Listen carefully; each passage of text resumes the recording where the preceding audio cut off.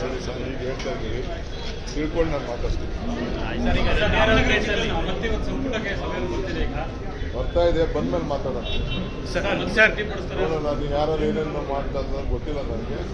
ಬಂದ್ಮೇಲೆ ಮಳೆ ಸ್ವಲ್ಪ ಕಮ್ಮಿ ಆಗಿದೆ, ಏನಾದರೂ ಸರಿಪಡಿಸುವಂತ ಮಳೆ ವಿಚಾರದಲ್ಲಿ ನಮ್ಮ ಜವಾಬ್ದಾರಿ. ಮಳೆ ಬರಬೇಕು, ಜಾಸ್ತಿ ಬರಬೇಕು ಅನ್ನೋನು. ಜಾಸ್ತಿ ಬಂದಾಗ ಏನೇನು ತಪ್ಪುಗಳಾಗಿದೆ ಆ ತಪ್ಪನ್ನೆಲ್ಲ ನಾವು ತಿದ್ದಂಥವ್ರು. ಮೊನ್ನೆ ತಾನೇ lake development authority CM meeting ಮಾಡಿಬಿಟ್ಟು ಪ್ರಿಕಾಷನರಿ ಮೀಟಿಂಗು ನಾವು ಮಾಡಿದ್ದೀವಿ.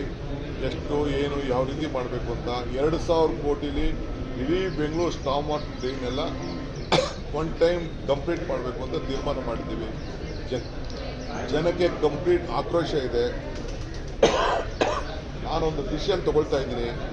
ಲೋ ಲೈಯಿಂಗ್ ಏರಿಯಾಲಿ ಎಲ್ಲೂ ಕೂಡ ಅಪಾರ್ಟ್ಮೆಂಟ್ಗಳಿಗೆ ಅಂಡರ್ಗ್ರೌಂಡ್ ಇದನ್ನ ಪಾರ್ಕಿಂಗ್ ಮಾಡ್ಕೋಬಾರ್ದು ಅಂತೇಳಿ ಒಂದು ತೀರ್ಮಾನನ ನಾನು ನಾಳೆ ಟೌನ್ ಪ್ಲಾನಿಂಗ್ ಅವ್ರಿಗೆ ಹೇಳಿದ್ದೀನಿ, ವರ್ಕೌಟ್ ಮಾಡಿ ಅಂತ.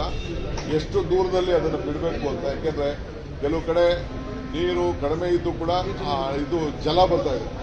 ಜಲ ಬಂದು ದಿನ ಪಂಪ್ ಮಾಡ್ತಾ ಇದ್ದಾರೆ. ಅದು ಶಾಕ್ ಆಗಿಬಿಟ್ಟು ಪಾಪ ಒಂದು ತಂದೆ ಆಮೇಲೆ ಒಬ್ಬ ಚಿಕ್ಕ ಹುಡುಗ ಇಬ್ಬರು ತೀರ್ಕೊಂಡಿದ್ದಾರೆ.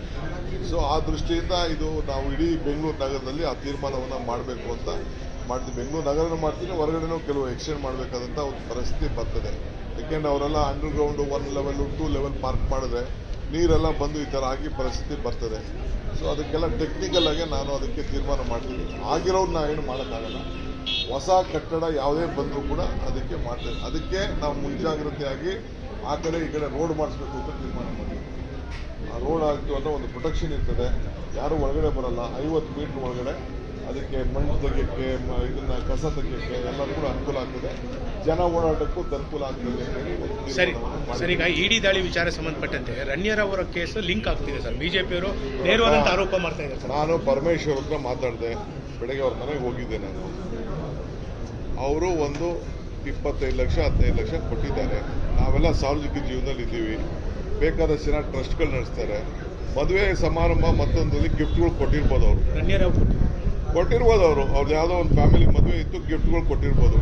ಅದೇನು ಅವರೇನು ಯಾರು ಇಲ್ಲಿಗೆಲ್ಲಗೆ ಸ್ಲಮ್ ಇದನ್ನ ಸ್ಮಗ್ಲಿಂಗ್ ಮಾಡುವಂಥ ಪರಮೇಶ್ವರ್ ಅಂತ ಒಬ್ಬ ಪ್ರಭಾವಿ ವ್ಯಕ್ತಿ ಯಾರು ಹೇಳ್ತಾರಾ, ಯಾರು ಎನ್ಕರೇಜ್ ಮಾಡ್ತಾರಾ? ಆ ಹೆಣ್ಮಗಳು ಯಾರೋ ತಪ್ಪು ಮಾಡಿದ್ರೆ ಕಾನೂನು ಪ್ರಕಾರ ಏನು ಬೇಕಾದ್ರೂ ಶಿಕ್ಷೆ ಮಾಡ್ತಾರೆ, ಅದೇನು ಅಭ್ಯಂತರ ಇಲ್ಲ. But as for Parameshwar is concern, is a law binding citizen, is a home minister of the country. We are proud of him. Is a big leader. 8 ವರ್ಷ ಅಧ್ಯಕ್ಷರಾಗಿ ನಮ್ಮ ರಾಜ್ಯಕ್ಕೆ ಬೇಕಾದ ಸರ್ವಿಸ್ ಮಾಡಿದ್ದಾರೆ. ನನ್ನ ಜೊತೆ ಇದು 89ರಿಂದ ಮಂತ್ರಿ MLA ಆಗಿದ್ದಾರೆ, ಮಂತ್ರಿ ಆಗಿದ್ದಾರೆ. ನಾನು ನೋಡಿದ್ದೀನಿ. Is A very clean honest man. ಅವ್ರೇನು ಮಾಡಿಲ್ಲ. ಗಿಫ್ಟ್ ಕೊಟ್ಟಿದ್ರೆ ಯಾವ್ದಾದ್ರು ಮದುವೆ ಗಿಫ್ಟ್ ಕೊಟ್ಟಿರ್ಬೋದು ಅಷ್ಟೇ. ನಾನು ಮೀಟ್ ಮಾಡ್ಕೊಂಡು ಬಂದಿದ್ದೀನಿ. ವಿ ಸ್ಟ್ಯಾಂಡ್ ಬೈ ಯು ಅಂತ ಹೇಳಿ. ಸರ್ ಆರಾಮಾಗಿದ್ದಾರೆ ಸರ್, ಫಸ್ಟ್ ಕ್ಲಾಸ್ ಆಗಿದ್ದಾರೆ. ಕ್ಯಾಬಿನೆಟ್